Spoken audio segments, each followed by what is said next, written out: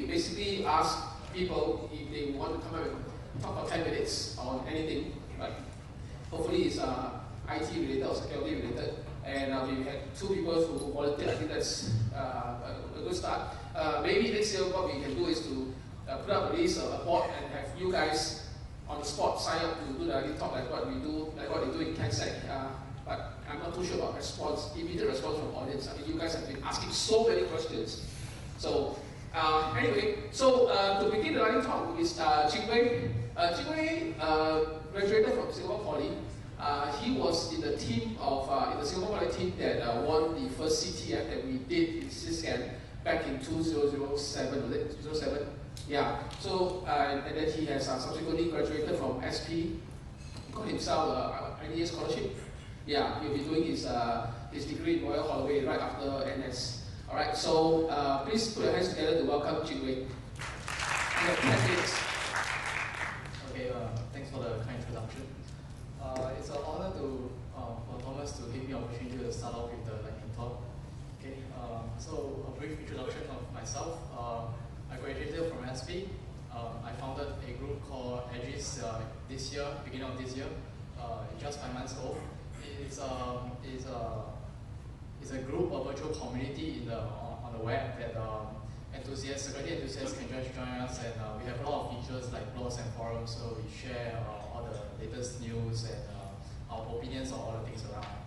So we do have some initiatives that any people can just set up a group and suggest something that's interesting and get enthusiasts together to come up with to do their initiatives, like maybe doing some suggestions or trying to spread some awareness to the public. So we are trying to get a SIG culture in Singapore. So for now, it's still in the cyber world, and we are trying to slowly shift to getting more enthusiasts to share more technical stuff trying to get some room or share some technical stuff that each of us are interested in and we do not have any idea about. So Edges is free, not just for membership fee. It's also free for anybody. If you are a student, you are professionals, or you are academia. It's free for everybody, and it's run by enthusiasts for enthusiasts. Another portion about me is I'm also involved in the Singapore chapter in the 99 project, so I think this will not need much introduction. Okay, so for my lightning talk, it's an idea that I thought of when I was on a bus. I was traveling on a bus to work, so it is nothing technical.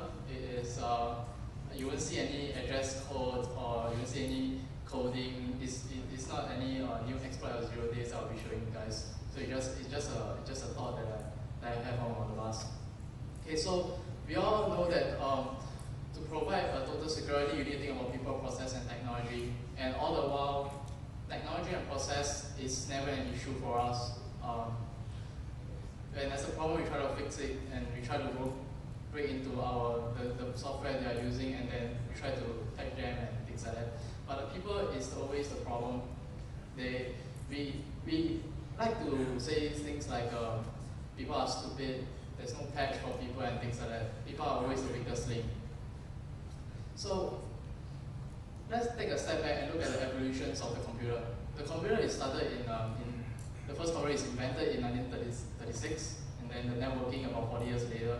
Then the TCP/IP and internet slowly grows on in the 90s, and in the millennium, that is where the internet really evolved into a total different thing.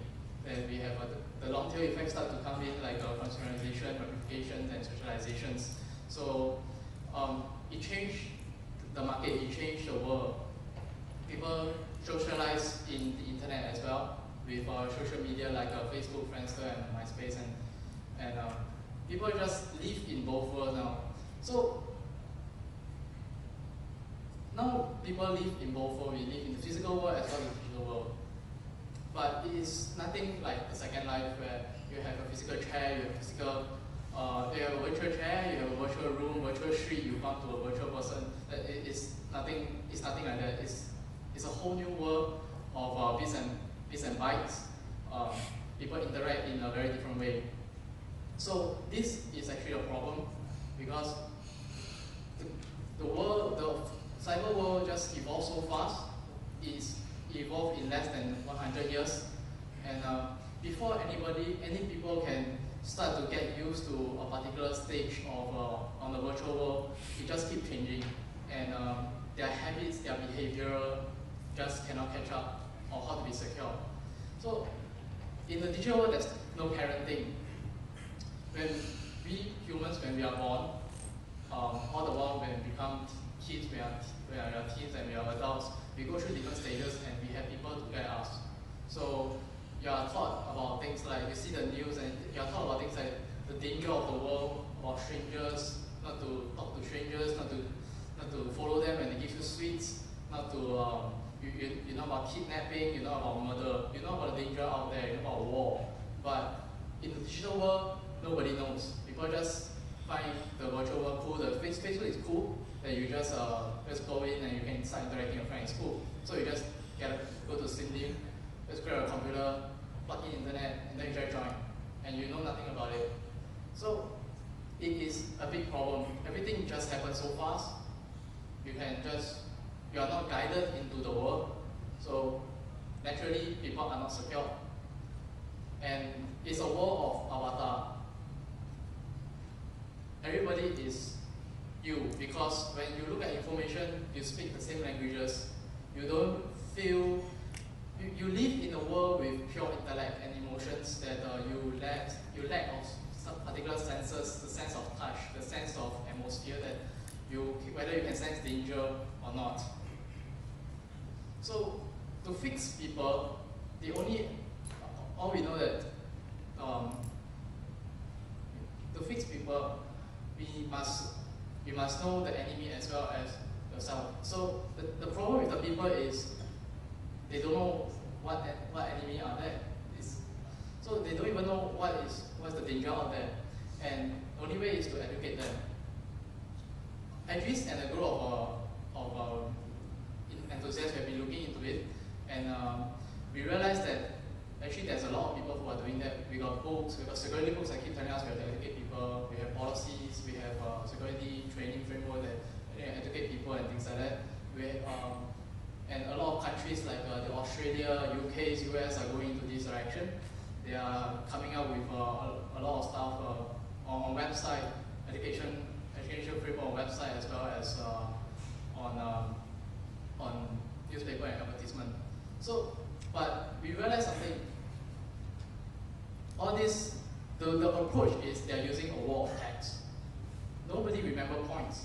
It is not exactly a way to really educate people. So, what Aegis, I want to share a bit more about the initiative that Aegis is going into, that we are creating an initiative to spread awareness through experience. We bring them to a cyber war or whatever it is, that to get them involved, and we are trying to push them into. We are targeting each individual people differently. We categorize as the kids, the teens, and the adults. And for now, we have also ideas that are interesting to have them experience the digital world, the danger of the digital world, instead of just reading by points or whenever they go to online, they will never remember all these points because they have never experienced all this stuff before. So the initiative we are doing now is we are targeting on kids at the moment.